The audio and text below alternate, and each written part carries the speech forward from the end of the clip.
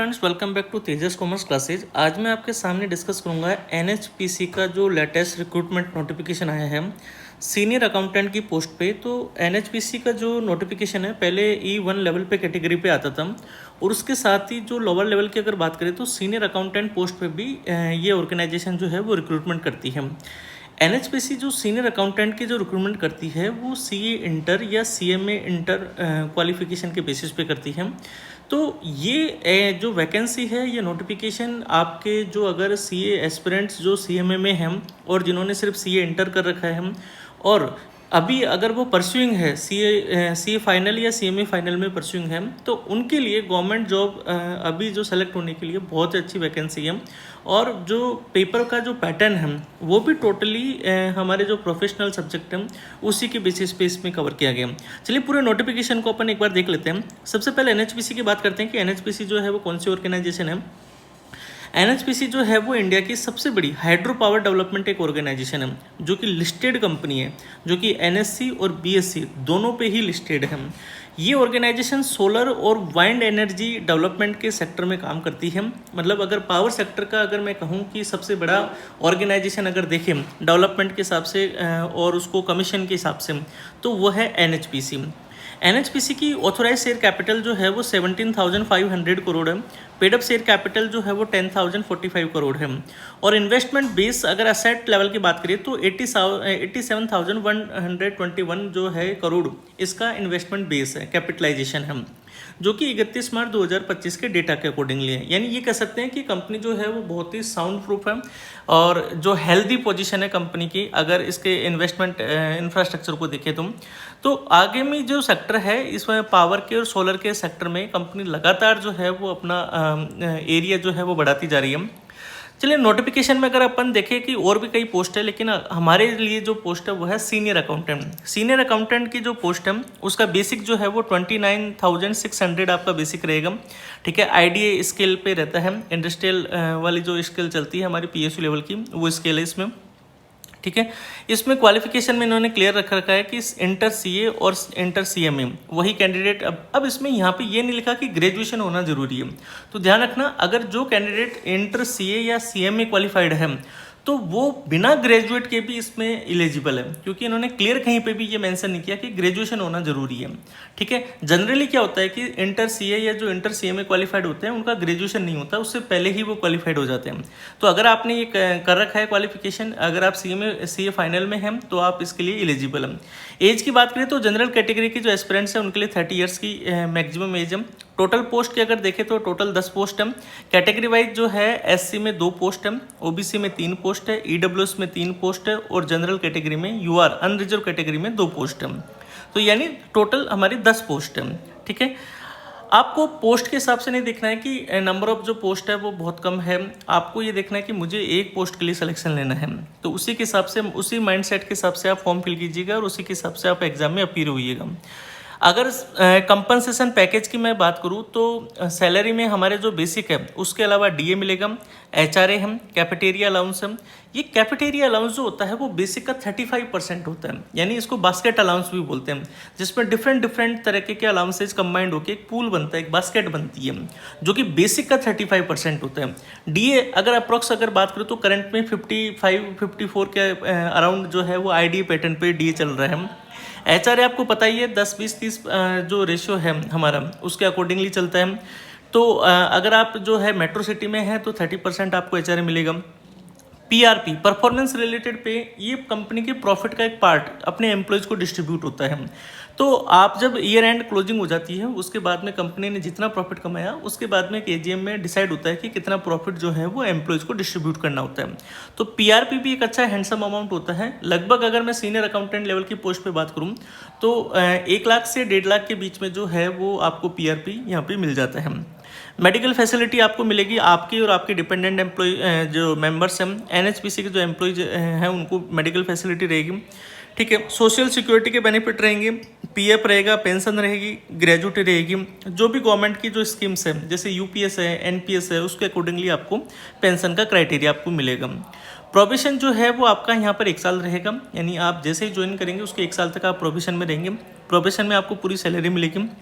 Posting का इन्होंने clear कर दिया कि पोस्टिंग जो है या तो प्रोजेक्ट साइट पे होगी, या कोई पावर स्टेशंस पे होगी, या कॉरपोरेट ऑफिस में होगी, या कंपनी की जो कोई सब्सिडरी कंपनी है एनएचपीसी की दूसरी जो स्टेट के साथ में होती है, वहाँ पे भी आपकी पोस्टिंग हो सकती है।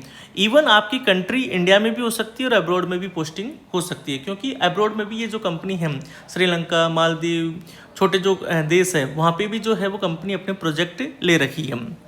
एप्लीकेशन फीस जनरल, ईडब्ल्यूएस और ओबीसी कैटेगरी के लिए जो है वो 600 आपकी फीस रहेगी। जीएसटी मिला के टोटल आपको 708 रुपीज़ आपको पेमेंट करना पड़ेगा।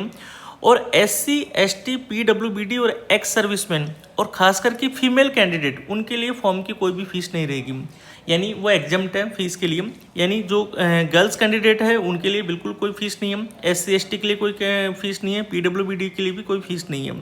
ठीक है, इसके बाद आती है सिलेक्शन प्रोसेस की सबसे इंपॉर्टेंट बात कि यहाँ पर सिर्फ उन्होंने लिखा कि आपका कंप्यूटर बेस्ड टेस्ट होगा, या तो सीबीटी होगा या रिटन टेस्ट होगा। रिटन टेस्ट मतलब ऑफलाइन होगा, पेपर आएगा और आपको ओएमआर सीट मिलेगी। ठीक है, वो कंपनी के ऊपर डिपेंड करता है कि एनएचपीसी किस तरीके से ऑर्गेनाइज करती है।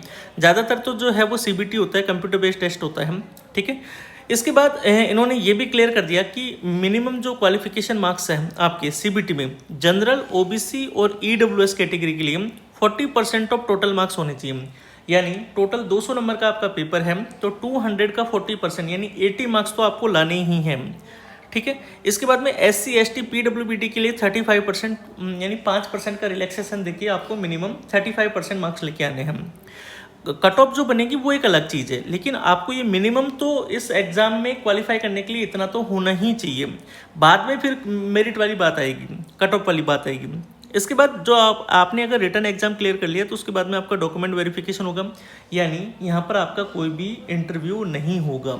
ठीक है, ना ही जीडी होगा, क्योंकि बहुत ही ग्राउंड लेवल की जॉब होती है।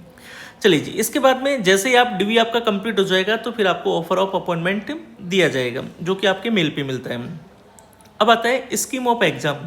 3 घंटे का आपका पेपर रहेगा, मतलब बहुत काफ़ी सफिशिएंट टाइम है, 180 मिनट आपके पास में। टोटल जो क्वेश्चंस रहेंगे वो टोटल 200 क्वेश्चंस रहेंगे। एक क्वेश्चन 1 नंबर का रहेगा। ठीक है, उस 200 क्वेश्चन में से 140 क्वेश्चन तो आपके अपने प्रोफेशनल सब्जेक्ट के रहेंगे, यानी account, cost, FM, audit, law, GST, इन सब के रहेंगे। ठीक है, यानी 8 सब्जेक्ट हमारी आएगी। 30 जो क्वेश्चंस है वो जनरल अवेयरनेस के रहेंगे, जीके के रहेंगे, और 30 जो एमसीक्यू है वो रीजनिंग करेंगे, यानी ना तो इंग्लिश आएगी ना ही मैथ आएगी। ये क्लियर इन्होंने सब्जेक्ट का नाम यहाँ पर डिफाइन कर रखा है।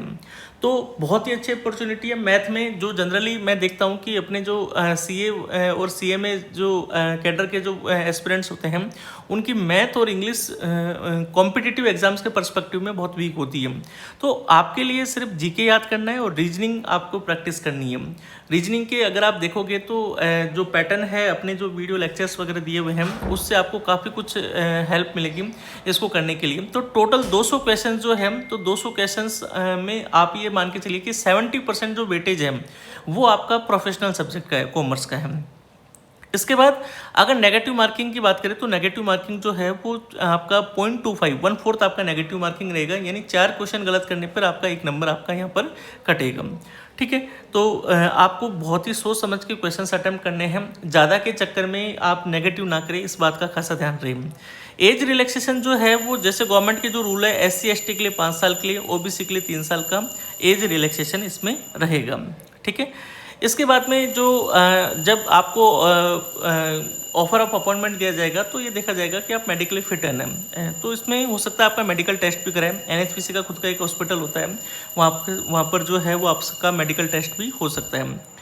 एक और इसमें इन्होंने इंपॉर्टेंट बात लिख दी कि अगर आप फाइनल ईयर में हैं या आप अपीयरिंग हैं, मान लो रिजल्ट आपका नहीं आया है, तो आप इस फॉर्म के लिए एलिजिबल, इस पोस्ट के लिए एलिजिबल नहीं है। यानी जिस दिन हमारा एप्लीकेशन क्लोज होगा, लास्ट डेट जो है 1 अक्टूबर, उससे पहले आपका रिजल्ट डिक्लेयर हो जाना चाहिए।